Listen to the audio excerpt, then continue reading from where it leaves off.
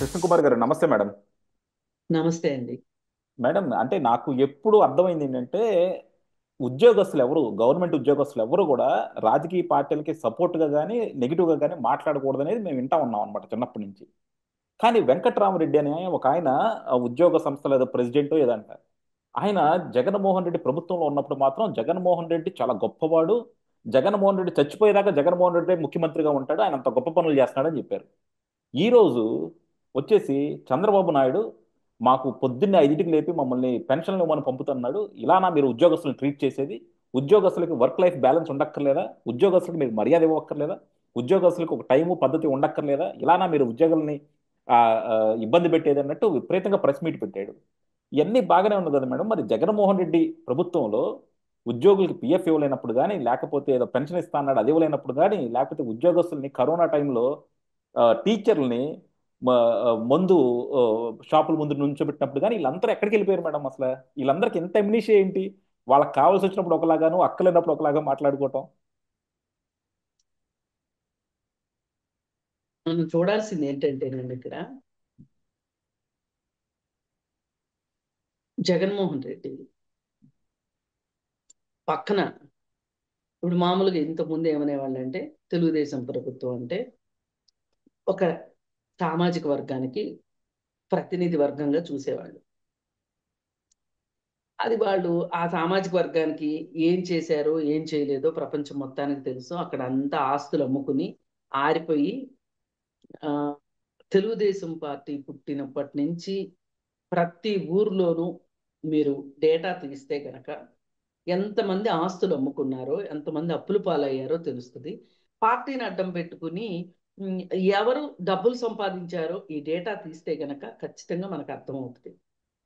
అది ఆ ఆ కులం మీరు మాట్లాడుతున్న ఏ బ్రాండ్ అయితే మాట్లాడుతున్నారో ఆ కులానికి అంతగా ఏమీ చేయలేదు. కేవలం ఆ ఆ ఆ కులం వాళ్ళు అధికారంలో ఉన్నారన్నది మాత్రమే వాస్తవం తప్పితే ఆ కులం వాళ్ళకి స్పెషల్గా చేసింది ఏమీ లేదు అనేది మనకు అర్థమవుతుంది. అయితే దీనికి పూర్తి విరుద్ధంగా జగన్మోహన్ రెడ్డి పరిపాలనలో, వైఎస్ రాజశేఖర రెడ్డి పరిపాలనలో రెడ్డి సామాజిక వర్గానికి చాలా చాలా మేళ్లు చేసిన సంగతి ప్రపంచం మొత్తానికి తెలుసు. ఇక్కడ కాదు, ప్రపంచం మొత్తానికి తెలుసు. అసలు నిజంగా జగన్మోహన్ రెడ్డి వైఎస్ రాజశేఖర రెడ్డి ముఖ్యమంత్రి అవటానికి ముందు అవటానికి తర్వాత తీసుకుంటే అసలు అంతకు ముందు ఈ సామాజిక వర్గాల పేర్లు ఇంతలా ఎక్కడా ఎవరికి వాళ్ళు కులం లేదు అని నేను అనను, ఉంది. కానీ అది ఎంతవరకు ఉండేది? మన వాళ్ళకి ఎవరికన్నా మనకు ఒక సొంత ఆఫీస్ ఉంటే ఆ ఆఫీస్లో ఉద్యోగాలు ఇప్పించుకునే వరకు, లేదు మన వాళ్ళకే పెళ్లిళ్ళు చేసుకునే వరకు, మన వాళ్ళకి ఏమైనా ఇబ్బందులు వస్తే హెల్ప్ చేసుకునే వరకు అలా మాత్రమే ఉండేది. రాజకీయాల్లో ఈ విధంగా ఆమ్, అనధికార పదవులకి కేవలం కులం మాత్రమే ప్రాతిపదికగా పదవులు దక్కింది మట్టుకు కేవలం రాజశేఖర రెడ్డి వచ్చిన తర్వాతే. ఒక ఖచ్చితమైన కుల విభజన జరిగింది అక్కడ. సరే, జరిగింది. దానిలో భాగంగా మీరు జగన్మోహన్ రెడ్డి పాలనలో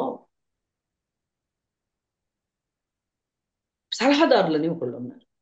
అవును. అలాగే ఉమ్, కార్పొరేషన్ చైర్మన్ పదవులు ఉన్నాయి. మీరు ఒక్కసారి కనుక ఈక్వేషన్ తీసి చూస్తే మీకు ప్రతి పేరు పక్కన రెడ్డి తప్పితే ఇంకోటి కనిపించదు. ఎక్కడో ఒక చోట మొక్కుబడిగా తప్పదు. మరీ అసలు ఉమ్, అక్కడ సరియైన రెడ్డి అనేవాడు లేకపోతేను, లేకపోతే అక్కడ ఆ వేరే సామాజిక వర్గం గుప్పెట్లో రాజకీయం ఉంటేనో వాళ్ళు కూడా చాలా రెడ్డితో సమానమైన రాజకీయ నేపథ్యము రాజకీయ పరపతి ఉన్నవాళ్ళైతే ప్రజల్లో అలాంటి వాళ్ళకి ఇచ్చారు తప్పితే వేరే వాళ్ళకి ఇవ్వలేదండి.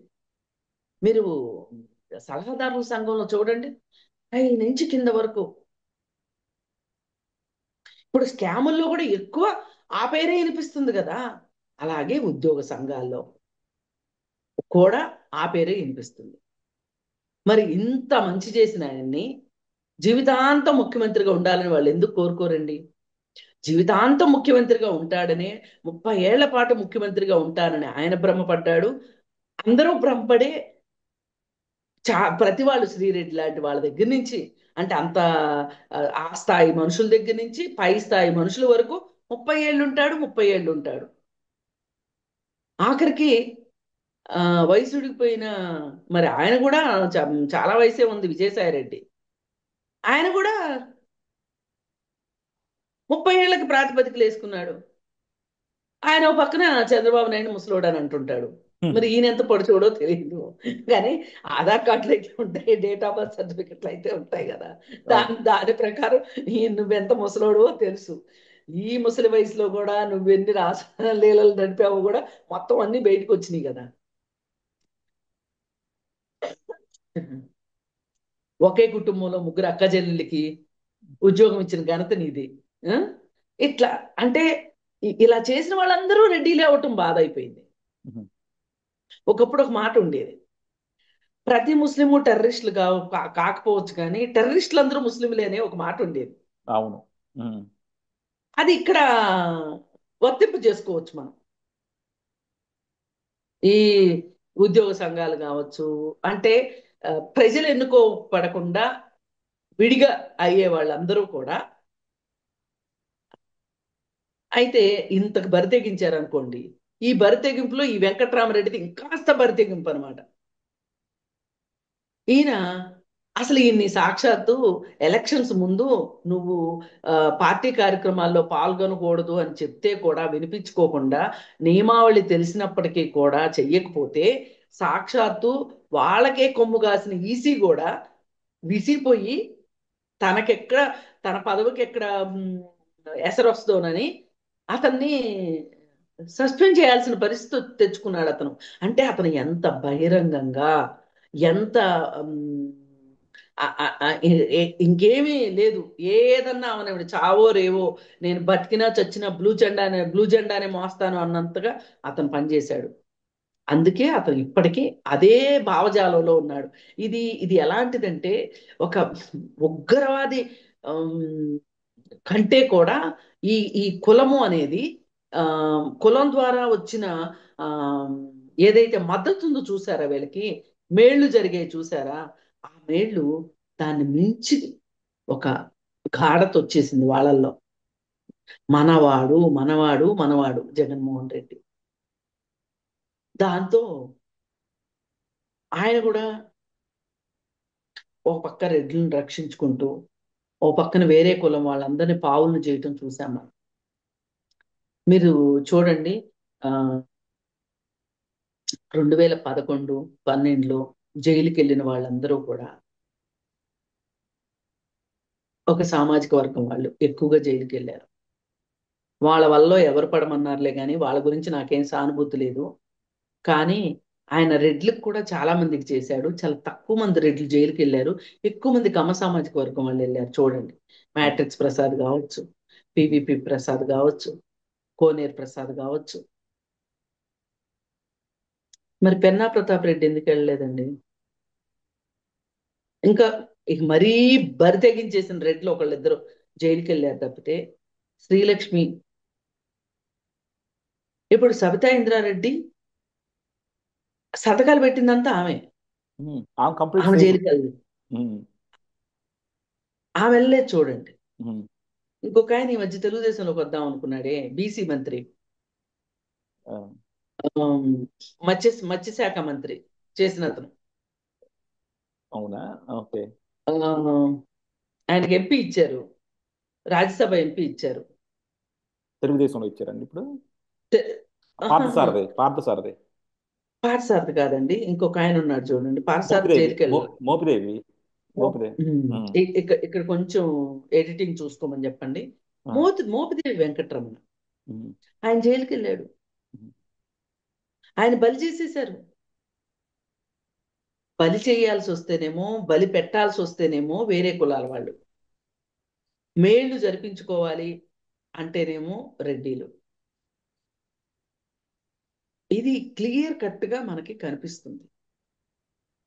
అందుకోసం ఏంటి అంటే, ఈ ఈ ఈ రెడ్లకి ఒకసారి వాళ్ళు అంత ప్రేమను చూసిన తర్వాత, అవధులు లేని ప్రేమను చూసిన తర్వాత బానిసలై పడి ఉంటారు. అదేదో సినిమాలో మహేష్ బాబు ఓ డైలాగ్ అంటాడు అనుష్క తోటి, ఒక్కసారి ఆ పిలుపు పిలువు, నీ కాళ్ళ దగ్గర కుక్కలాగా పడి ఉంటాను జీవితాంతం అంటాడు. అట్లా వీళ్ళు జీవితాంతం కుక్కల్లాగా పడి ఉంటున్నారు జగన్మోహన్ రెడ్డి దగ్గర. దానిలో వెంకట్రామరెడ్డి ఏమి తక్కువ కాదు, వెంకట్రామరెడ్డికి ఏమి తెలియంది కాదు. జగన్మోహన్ రెడ్డి ఎలా వాడుకున్నాడో తెలుసు. అలాగే ఆయన గొప్పతనం ఇంకోటి చెప్పుకొని తీరాలి. సిపి సిపిసి కదా అవును, రద్దు చేస్తారు. రద్దు చేస్తాను. సిపిఎస్ సిపిఎస్ ఇప్పుడు దాకా రద్దు చేయలేదు. పెన్షన్ స్కీమ్ తాను అధికారంలోకి రాగానే సిపిఎస్ రద్దు చేస్తాను అని చెప్పిన మనిషి అధికారంలోకి వచ్చిన తర్వాత రద్దు చెయ్యకుండా, ఎందుకు రద్దు చేయలేదు అంటే ఆయన చెప్పిన సమాధానం, నేను పూర్తిగా సమాచారం తెలుసుకోకుండా వాగ్దానం చేశాను, అందుకని నేను ఇప్పుడు ఏమీ చేయలేను అన్నాడు. ఇదే ఒక పరిణితి చెందిన రాజకీయ నాయకుడు నోట్లోంచి ఈ మాట రాదు. అందుకోసం ఏంటి అంటే విధానం ఏంటో కూడా తెలుసుకోకుండా వాగ్దానాలు ఇచ్చిన పెద్ద మనిషిగా జగన్మోహన్ రెడ్డి చరిత్రలో నిలిచిపోతే, తన్ని ఇంకా రాముండి హనుమంతుడు మోసినట్లు మోసే వెంకట్రామరెడ్డి ఉన్నప్పుడు ఇలాంటి మాటలు వినడం నాకేమీ వింత అనిపించట్లా. మీకేమైనా వింత అనిపిస్తుందేమో. ఆ, అంటే ఇదేమి వింత అయిన విషయం కాదు, ఇది ఇలాగే ఉంటది. టీచర్లు ఆత్మగౌరవానికి దెబ్బ తగిలేలాగా మందు షాపుల ముందు నుంచోబెట్టిన ఘనత, అలాగే ఏ ఊరు వెళ్తే ఆ ఊర్లో చెట్లు కొట్టేసిన ఘనత, ఇంకా ఆయన ఘనతలు చెప్పుకోవాలంటే చాలా ఉంటాయి, అవును. నేను ఇప్పుడు చెప్పలేను. ఆ, తాడేపల్లి నుంచి తెనాలికి హెలికాప్టర్లో హెలికాప్టర్ వెళ్ళిన ఎక్స్ప్రెస్. ఘనత, ఇంకా చాలా ఉన్నాయి. అందుకని ఏంటంటే ఈ వెంకట్రామరెడ్డికి అవన్నీ కనిపించకుండా ఆ ఆయన మాత్రమే ఈ ఈ ఈ ఈ భూమి పుట్టిన దగ్గర నుంచి ఒక గొప్ప ముఖ్యమంత్రి అని చెప్పుకునే స్థాయిలోనే అతను ఉన్నాడు అంటే మరి అతనికి ఎంత మేలు జరిగకపోతే అని ఉంటాడు ఆ మాట. ఉం? జన్మ జన్మలకి గుర్తు పెట్టుకునేంత మేలు చేసి ఉంటాడు జగన్మోహన్ రెడ్డి. పైసామే పరమాత్మ అన్నది ఇందుకేనేమో. సో వెంకట్రామరెడ్డి వ్యాఖ్యలకి నేను ఏమాత్రం ఆశ్చర్యపోవట్లేదు. వాళ్ళు 30 ఏళ్ళు ముఖ్యమంత్రి అనుకునే ఉద్దేశంలోనే వాళ్ళు ముందుకు వెళ్ళారు. కాకపోతే వాళ్ళకి పాపం బ్రేక్ పడింది. వాళ్ళు అనుకున్నారు కానీ ప్రజలు అనుకోవాలా పాపం. ఆ, సో అక్కడ దెబ్బతిన్నారు వాళ్ళు. యా, మీరు మీరు అన్నట్టు ఏంటంటే కంపల్సరీ జగన్మోహన్ రెడ్డి గారు కొంతమందికి బాగా మేలు చేశారు. ఆ మేలు చేసిన వాళ్ళు ఈ రోజు కూడా ఇంకా ఆయన వెంబటే ఉన్నారు. సో ఆ అవును. ఆ- ఆ పలుకులే పలుకుతారు కాబట్టి దీన్ని నిజంగా ఆశ్చర్యపోవక్కర్లేదంటారు. థ్యాంక్ యూ అండి, thank you very much madam.